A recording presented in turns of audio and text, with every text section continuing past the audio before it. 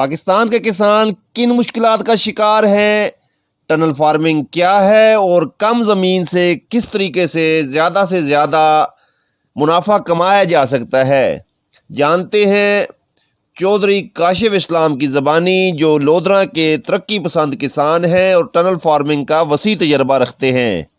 तो ये मौसमी और गैर मौसमी वाला जो चक्कर है, हमें इसको ख़त्म कर देना चाहिए। बिल्कुल, जो इंतहाई गंदे पानी से हो रही है, डेफिनेटली उसके अंदर बहुत सारी बीमारियां हो सकती हैं। मैं आपका मेज़बान इरफान अवान।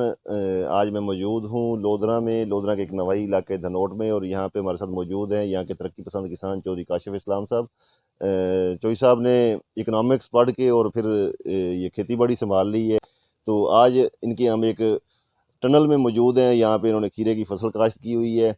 इनसे बात करेंगे कि ये किस तरीके से अपने फार्म को मैनेज कर रहे हैं, क्या क्या फसलें इनके पास हैं और किस तरीके से मतलब आम किसानों में जो रिवायती काश्तकारी करते हैं और इन्होंने जो टनल मतलब लेके आए और इसी तरह दीगर जो जिद्दत लेके आए हैं, इस पे बात करेंगे। तो ये सब बताइएगा कि ये आपने कब शुरू किया और इसका आइडिया कहाँ से आया, और आपकी फील्ड इकोनॉमिक्स थी और आप फिर इसमें ज़राअत में भी आ गए। बिस्मिल्लाहिर्रहमानिर्रहीम। मैंने जी ये 2007 में स्टार्ट किया था। आइडिया तो मेरे वालिद साहब पहले कर रहे थे इसको कुछ 2002-3 से, और पाकिस्तान में इसको लाने वाले अगर हम कहें तो वो मामू कांजन के हैं, हमारे जो टीचर हैं मियाँ शौकत साहब। वहाँ से इंस्पायर होकर मेरे वालिद साहब ने स्टार्ट किया। मैं अपने वालिद साहब से इंस्पायर होकर ये काम इस बिज़नेस के अंदर आया। और सब्जेक्ट जैसे आपने बताया कि इकनॉमिक्स था, रेलिवेंट तो नहीं था इससे, लेकिन क्योंकि मेरे वालिद साहब की एक उम्र गुजरी एग्रीकल्चर के अंदर ही, तो उनसे मैंने बहुत कुछ सीखा। उसके अलावा यूएस से, थाईलैंड से, तुर्की से, दुनिया के बहुत सारे ममालिक से मैंने सर्टिफिकेशंस ली एग्रीकल्चर के ऊपर। 2015 में ही मुझे यूएसएड ने यूएस से भेजा, ऑन फार्म वाटर मैनेजमेंट का एक कोर्स था उसके लिए। एक कैनेडियन फर्म थी, उन्होंने मेक्सिको बुलाया। ये ग्रीन हाउस जो आप देख रहे हैं जिसके अंदर खड़े हैं, इस टाइप के जो ग्रीन हाउस थे, तो कुछ दुनिया में कॉपी करके कुछ देख दिखा के हमने यहाँ पे उन चीज़ों को हम लेके आए हैं, और यहाँ पे हम इसमें अपनी जो है वेजिटेबल्स को, और फ्रूट्स भी हैं, वेजिटेबल्स भी हैं जो हम काश्त कर रहे हैं, और अच्छा उसमें से अर्निंग है हमारे पास। क्रॉप्स की बात की तो हम इसमें टमाटो लगाते हैं, इसमें करेला है, खीरा है, अंगूर है, स्ट्रॉबेरी है, राउंड स्क्वाशेस हैं, मेलन्स हैं, वाटर मेलन्स हैं। मतलब एक रेंज है क्रॉप्स की, अगर आप कहें तो हम ग्रीन हाउसेस में कर रहे हैं, और अल्हम्दुलिल्लाह एक अच्छी अर्निंग का ज़रिया भी है।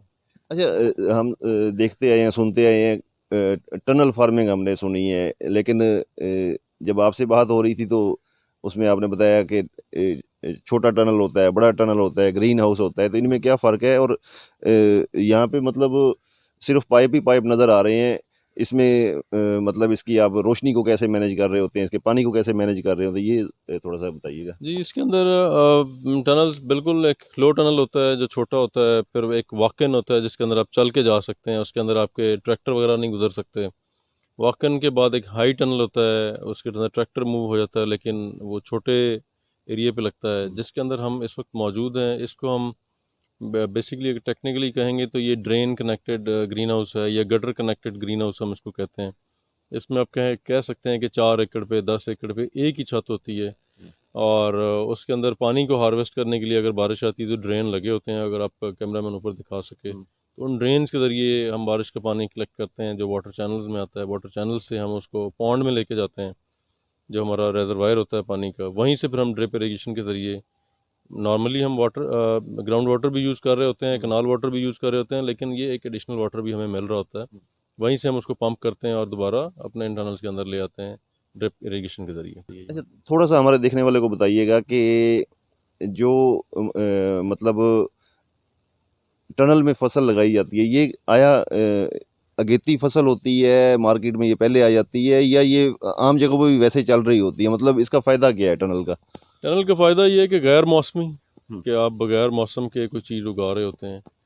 पहले तो ये गैर मौसमी होती थी, लेकिन अब तो जो लाइक ओपन क्रॉप्स होती थी ऑलमोस्ट ख़त्म हो चुकी हैं। अब यही एक सिस्टम राइज हो चुका है, एक टनल में ही सब्ज़ी होती है। इंसेक्ट से भी अब बच जाते हैं, आपको काफ़ी सारी चीज़ों की, बारिश से, मौसम से, तो बिल्कुल ये अगेती आती है, पहले आती है, ज़्यादा पैसे मिलते हैं इसके। अच्छा नहीं तो एक एक आम तासुर ये भी है कि जब बेमौसमी फसल होती है और ख़ास तौर पे अगर हम सब्जियों की बात करें तो उसमें वो जायका नहीं होता या उसमें मतलब जो है ना वो बीमारियां होती हैं खुदा न खास्ता, ये इस तरह का एक सुना जाता है कि फसल सब्जी सिर्फ मौसम की खाएं, फल सिर्फ मौसम का खाएं, तो या अगर स्टोर कर सकते हैं तो स्टोर कर लें और फिर जब सीज़न आउट हो तब खाएं। लेकिन ये तो बिल्कुल ही मतलब पहले आ रही है, तो इसमें इसका जो अवामी अमूमी राय है उस पर क्या कहेंगे? इसमें मैं ये तो यही कह सकता हूँ कि ये पुरानी सोच है, इसको हमें बदलना चाहिए कि दुनिया में बहुत कुछ हो रहा है इस वक्त कि नीचे अगर आलू लगा हुआ है तो उसी पौधे के ऊपर जो है टमाटर लगे हुए हैं। तो ये मौसमी और गैर मौसमी वाला जो चक्कर है, हमें इसको ख़त्म कर देना चाहिए। हमें दुनिया के साथ कदम मिला के आगे बढ़ना चाहिए। कोई इसमें ऐसी सदाकत नहीं है कि इसके अंदर कोई ज़्यादा जहरें शामिल हो रही हैं या ये सेहत के लिए मुज़र है। ये बिल्कुल सेफ़ है, हम लोग अपने बच्चों को भी खिलाते हैं, ख़ुद भी खाते हैं। अब मार्केट में अमूमन यही सब्जियां आ रही हैं। हाँ, किसी हद तक जो फसल मौसम की हो रही होती है और वो गटर के पानी से हो रही होती है बिल्कुल ही मतलब अक्सर शहरों के करीब हमने देखा है। लेकिन यहाँ पे आपने ड्रिप इरिगेशन दी है, साफ सुथरा पानी दे रहे हैं, तो उस राय के बारे में बताइएगा कि जो मतलब बिल्कुल इंतहाई गंदे पानी से हो रही होती है उसमें कोई बीमारी होती है या नहीं? जी बिल्कुल, जो इंतहाई गंदे पानी से हो रही है डेफिनेटली उसके अंदर बहुत सारी बीमारियां हो सकती हैं। उसमें डायरेक्टली फ्रूट में कोई बीमारी ट्रांसफ़र हो ना हो, लेकिन जो आपके वर्कर्स वहाँ पे काम कर रहे हैं, उस गंदे पानी में चल रहे हैं, घास निकाल रहे हैं, चुनाई कर रहे हैं, वो इससे ज़रूर इफ़ेक्ट हो सकते हैं। वो या उनके साथ जो बच्चे आते हैं वो इससे ज़रूर इफ़ेक्ट हो सकते हैं। वाज़ेह फ़र्क है, सब्ज़ी हमेशा साफ़ पानी की खानी चाहिए, गंदे पानी की नहीं खानी चाहिए। अच्छा बताइएगा कि आप पिछले कई सालों से टनल फार्मिंग कर रहे हैं, जदीद काश्तकारी कर रहे हैं। क्या अभी आपका फार्म कितना बड़ा है, कितने रकबे पे है, और यहाँ पे आप वो कपास और चावल और कमाद और गंदम वगैरह भी काश्त करते हैं या सिर्फ सब्जियों पे जोर दिया नहीं, हुआ है? हम सब्जियां, हमारी में जो फर्स्ट प्रायोरिटी है हमारी सब्जी होती है। एकड़ेज हमारे पास इस वक्त 300 एकड़ के करीब है, जिसमें हमारे पास कोई फैमिली लैंड है, कोई हमारे पास लीज पे भी रकबे मौजूद हैं। तो इसमें फर्स्ट प्रायोरिटी हमारी एग्रीकल्चर है, ये वेजिटेबल्स हैं। वेजिटेबल्स के बाद अगर कोई ज़मीन खाली होती है तो रोटेशन के अंदर, for the sake of rotation, हम इसमें चावल भी लेके आते हैं, इसके अंदर गंदम भी लेके आते हैं, साइलेज के लिए मकई भी आती है और पकाने के लिए भी मकई लेके आते हैं। तो बिल्कुल ये सारी चीज़ें साथ साथ चल रही होती हैं। लेकिन जब जब हम कहें कि प्रायोरिटाइज किस चीज़ को करते हैं, तो वो हम हमेशा वेजिटेबल को ही करते हैं। हम वेजिटेबल्स लगाते हैं, इसमें हमें रोटेशन हम करते हैं basically to avoid soil borne disease. तो कपास उनमें से कुछ बीमारियों का होस्ट प्लांट है, जिसकी वजह से हम कपास को नहीं लेके आते। लेकिन अगर वैसे बात की जाए तो अगर दूसरी दूसरी साइड पे हम लेके जाएं इसको, तो कपास के कोई अच्छे मेरी बीज मौजूद नहीं है। अब कुछ सुनने में आ रही हैं कि ट्रिपल जीन इंट्रोड्यूस हो रहा है पाकिस्तान में दोबारा से, जिसकी की ज़रूरत भी है। हम समझते हैं कि कपास को आना चाहिए, यही हमारी इकोनॉमी को दोबारा स्टेबल कर सकती है, एग्रीकल्चर इकोनॉमी को अगर हम बात करें तो। अच्छा इतना देखता मैं आ रहा था, आपका फार्म है, दीगर करीबी कई लोगों ने, इस पूरे इलाके में टनल ही टनल नज़र आता है। तो यहाँ पे जो यूनिवर्सिटी का कैंपस है वहाँ पे भी ये सब्जेक्ट नहीं है, और करीब करीब यूनिवर्सिटी भी मतलब अब Nawaz Sharif agriculture university establish हो रही है किसी हद तक।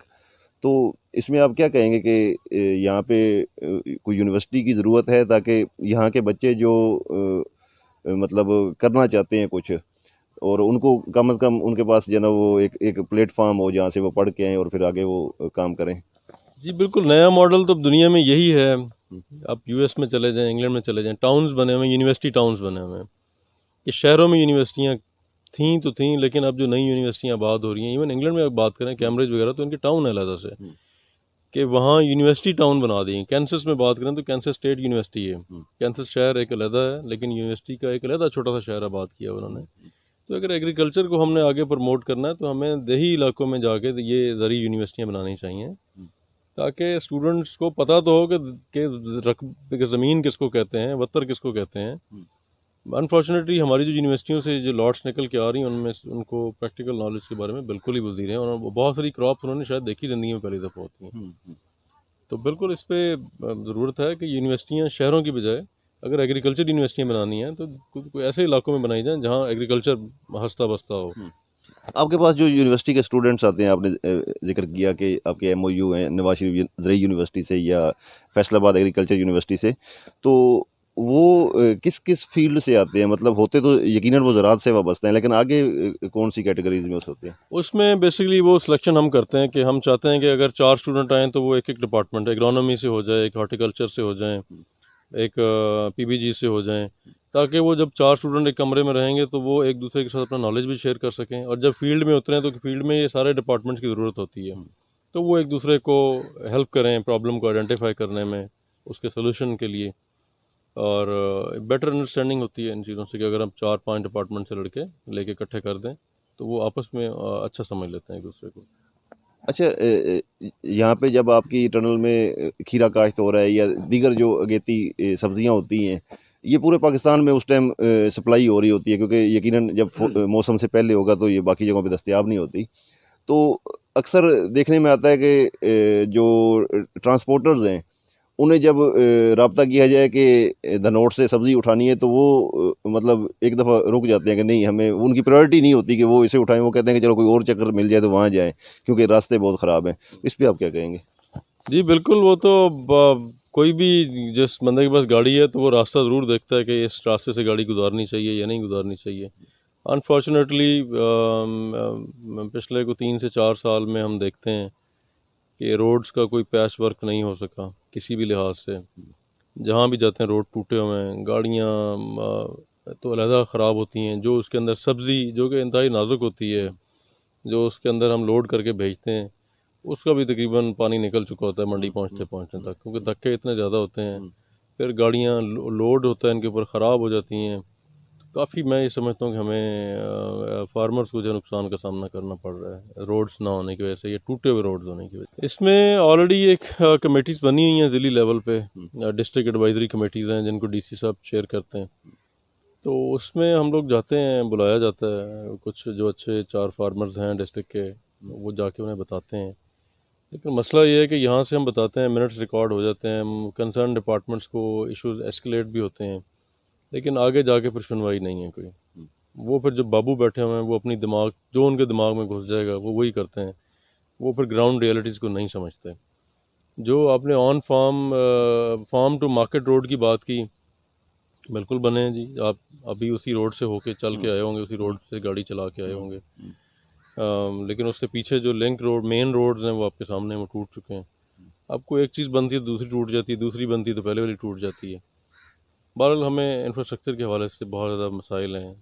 इसके अलावा भी फार्मर्स को और बहुत सारे मसाइल हैं। अगर आप कहें हाँ जी। कि फार्मर के बच्चे जो हैं वो अच्छे स्कूलों से महरूम रह जाते हैं, अच्छे अस्पतालों से महरूम रह जाते हैं, जबकि यूएस में या यूरोप वगैरह में जाएं तो फार्मर्स को ये सारी फैसिलिटीज़ उनके फार्म पे प्रोवाइड की जाती हैं, अच्छे स्कूल उनके एरियाज़ में बनाए जाते हैं, उनको अच्छी मेडिकल फैसिलिटीज़ दी जाती हैं।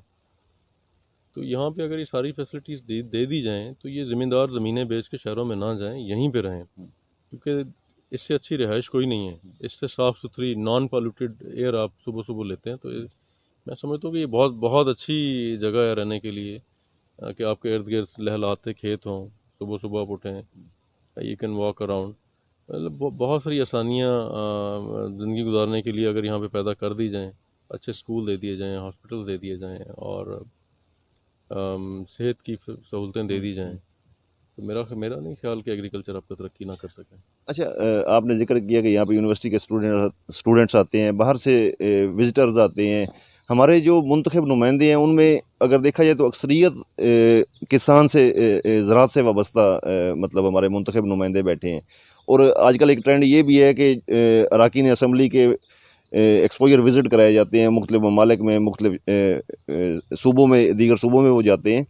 तो आप कोई ऐसा प्लान करेंगे या कोई आइडिया है, या आप कहना चाहेंगे कि जो हमारे मुंतखब नुमाइंदे हैं, ख़ास तौर पे जो ज़राअत से वाबस्ता हैं, या मिनिस्ट्री जो हमारी खुराक की है, जो ज़राअत की है सूबाई वफाकी, उनका कोई यहाँ पे विज़िट करें ताकि आके वो इस सिस्टम को देखें और फिर वो किसी हद तक कोई पॉलिसी बनाने में तो आप उन्हें सपोर्ट करें ना। सिर्फ ये डीसी की जो मीटिंग्स हैं वो तो यकीनन आपने कहा कि मीटिंग बनाए मीटिंग, और कमेटियाँ हर आने वाली हुकूमत की अपनी अलग बन जाती हैं।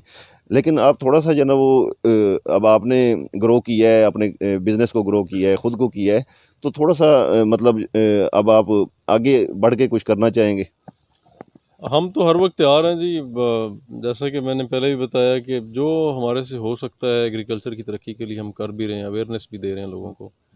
लेकिन जहाँ गवर्नमेंट लेवल की बात आती है तो वहाँ वो एक ही बात करते हैं जी, हमारे हाथ पांव बंधे हुए हैं जी, हमारे पास हम एक लिमिटेशन में रह के काम कर सकते हैं।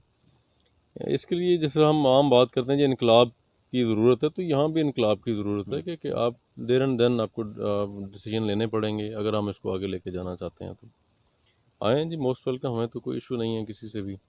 ना कोई पोलिटिसाइज करते हैं हम किसी चीज़ को। एग्रीकल्चर की तरक्की करनी है तो किसी भी पार्टी से कोई भी हो, किसी भी डिपार्टमेंट से कोई भी हो, दे आर मोस्ट वेलकम। लोग आते भी रहते हैं। जो हमें पता होता है हम उन्हें बताते हैं। हम चाहते हैं कि बिल्कुल आएँ और पॉलिसीज़ में लाइक लेवल पे शामिल करें तो अच्छी बात है।